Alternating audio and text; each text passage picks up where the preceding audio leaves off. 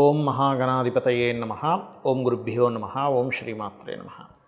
మనం ఈరోజు 1వ తేదీ నుంచి 7వ తేదీ వరకు ఉన్నటువంటి గ్రహస్థితిని ఆధారంగా 12 లగ్నాల వారికి ఎటువంటి ఫలితాలు రాబోతున్నాయి. ముందుగా అసలు ఈ వారం గ్రహస్థితి ఎలా ఉంది అని చూసుకున్నట్లయితే మీనరాశిలో శని, మేషంలో శుక్రుడు, అదేవిధంగా వృషభ రాశిలో రవి బుధులు ఉంటూ ఆ యొక్క బుధులు 6వ తేదీ మనకి మిథునంలోకి మారుతున్నాడు. మిథునంలో గురువు ఉన్నాడు.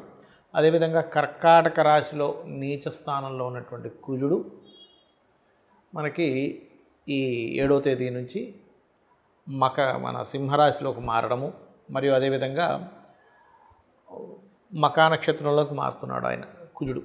దాంతోపాటు కేతువు కూడా సింహరాశిలోనే ఉన్నాడు. ఈ యొక్క చంద్రుడు కర్కాటక రాశి నుంచి తులారాశి వరకు ఈ వారం సంచారం జరగనుంది.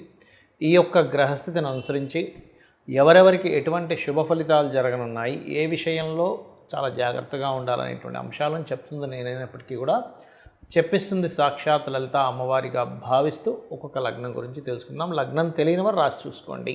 వృశ్చిక లగ్నము, వృశ్చిక రాశి. వృశ్చికం వారికి కనుక చూసుకున్నట్లయితే ఈ వారం కూడా ఇంకా మీకు కుజుడు భాగ్యస్థానంలో నీచంలోనే ఉన్నాడు.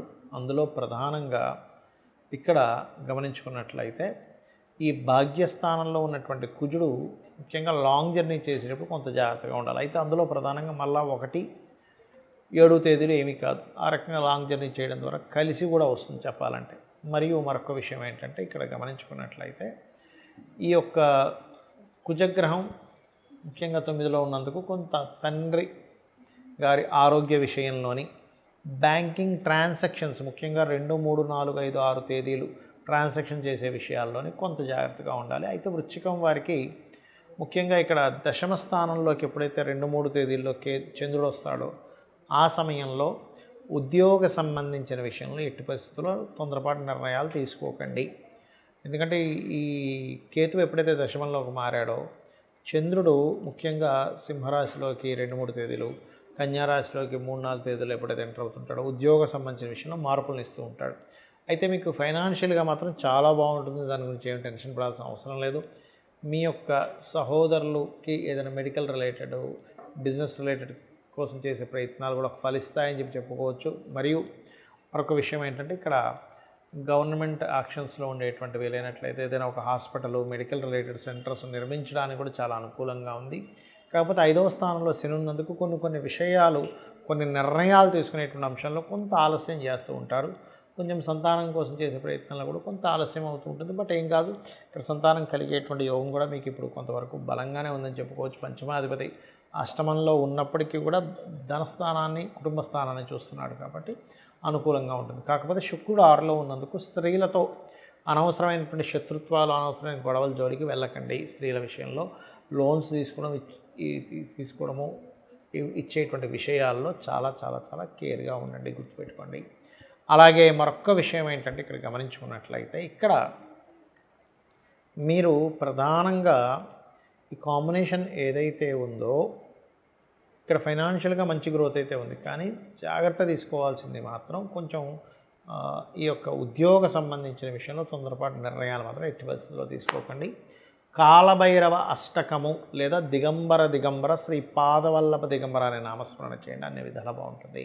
చాలామంది పంచమకేతువు అంటే సింహరాశిలో కేతువు, కుంభంలోకి రాహు వచ్చాడు కదా అనేటువంటి భయాందోళన చెందుతున్నారు.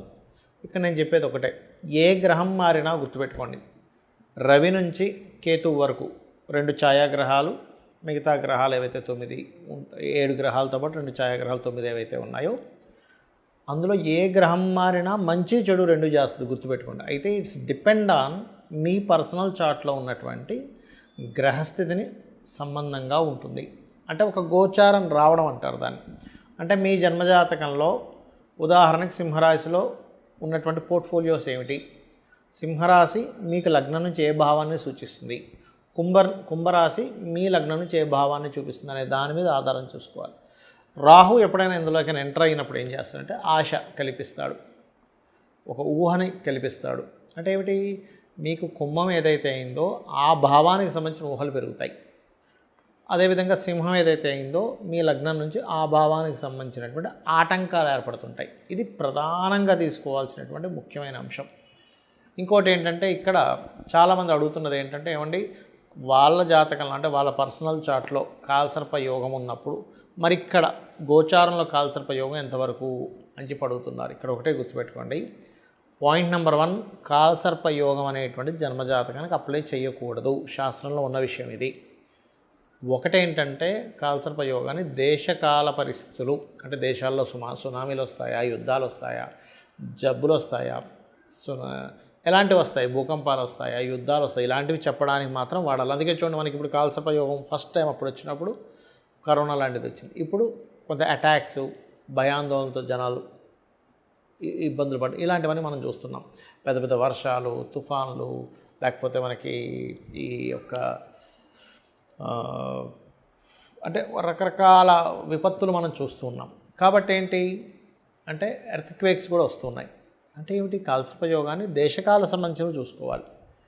ఎవరికైనా కనుక ఉదాహరణకి ఇప్పుడు మనకి సింహంలో కేతు మారాడు, కుంభంలోకి రాహు మారాడు. ఇప్పుడు నిజంగానే వాళ్ళ పర్సనల్ చార్ట్లో కనుక రాహుకేతువులు అక్కడ ఉంటే మాత్రం ఖచ్చితంగా వాళ్ళకి గుర్తుపెట్టుకోండి, ఒక గుడ్ ఈవెంట్, ఒక జాగ్రత్త అంటే కొంత ఇబ్బందికరమైన ఈవెంట్ రెండూ జరుగుతాయని చెప్తుంది నాడీ ఆస్ట్రాలజీ. ఇది గుర్తుపెట్టుకోండి. అయితే ఇక్కడ ప్రధానంగా మీరు తీసుకోవాల్సింది అసలు మీ పర్సనల్ చార్ట్లో ఏముంది, మీరు ఎందుకు ఎదగలేకపోతున్నారంటే మీ లగ్నము మీ దశమము ఎలా ఉన్నాయో చెక్ చేసుకోవాలి. మీకు ధనపరంగా ఎందుకు ఎదగలేకపోతున్నారంటే మీ జన్మజాతకంలో ధనాధిపతి ఏ మార్గంలో వెళ్తే ధనం వస్తుందని చెప్తుంది.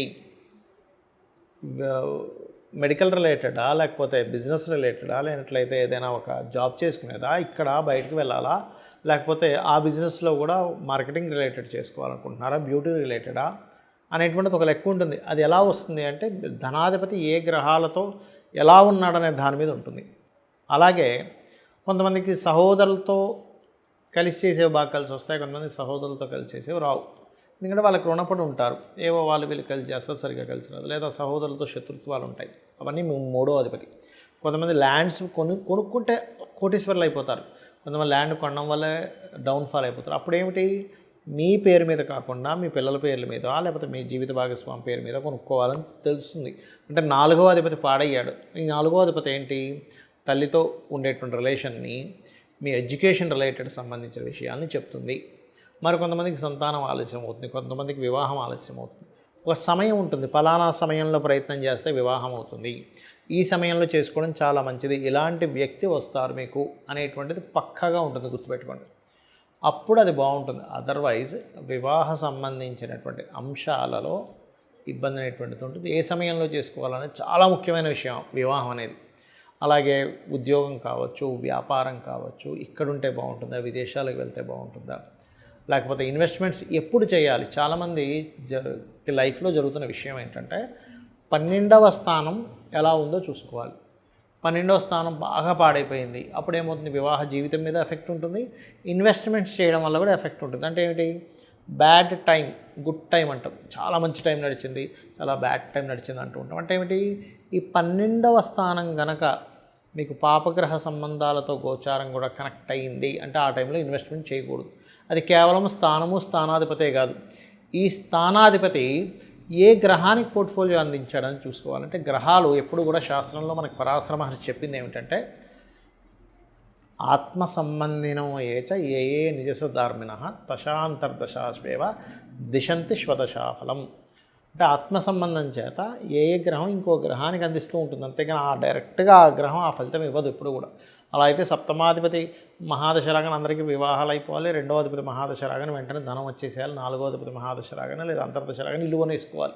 అలా అవ్వట్లేదు. ఎందుకు అవ్వట్లేదు, ఆ గ్రహం ఆ ఫలితం ఇవ్వదు. ఇది ఆస్ట్రాలజీలో ఉన్న గొప్ప సీక్రెటు. ఆ గ్రహం మరొక గ్రహానికి అందిస్తుంది పోర్ట్ఫోలియో పరంగా, ఆ గ్రహం మాత్రమే ఇస్తుంది. అది వివాహం కానివ్వండి, ధనం కానివ్వండి, వివాహ విచ్ఛిన్నం కానివ్వండి, విదేశాలకు వెళ్ళడం కానివ్వండి, మీకు బిజినెస్లో కలిసి రావడం కానివ్వండి, ఏదైనా కానీ హెల్త్ ఇష్యూ దగ్గర నుంచి.